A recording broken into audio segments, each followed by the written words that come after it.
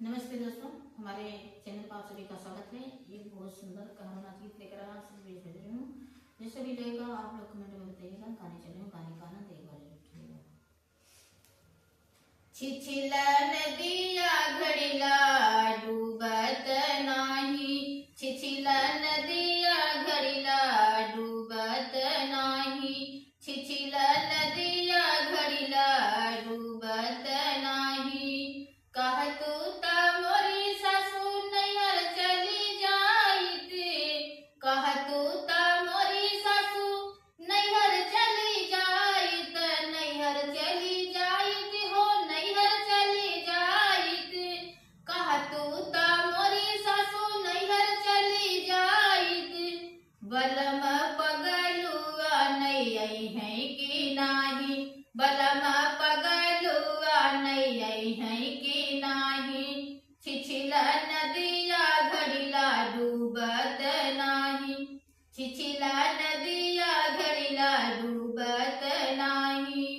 कह तू मोरी सासू मेला देखी आइत, कह तू मोरी सासू मेला देखी आइत, मेला देखी आइत हो मेला देखी आइत।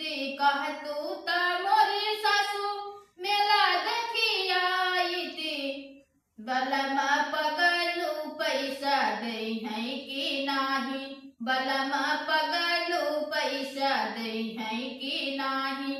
छिछिला नदिया घड़िला डूबत नाही, छिछिला नदिया घड़िला डूबत नाही। कह तू मोरी सासू कुआं झाकी आइत, कह तू मोरी सासू कुआं झाकी आइत, कुआं झाकी आइत हो कुआं झाकी आइत। कह तू मोरी सासू कुआं झाकी आइत।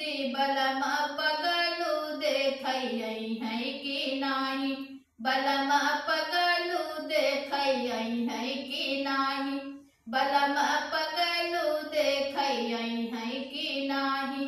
छिछिला नदी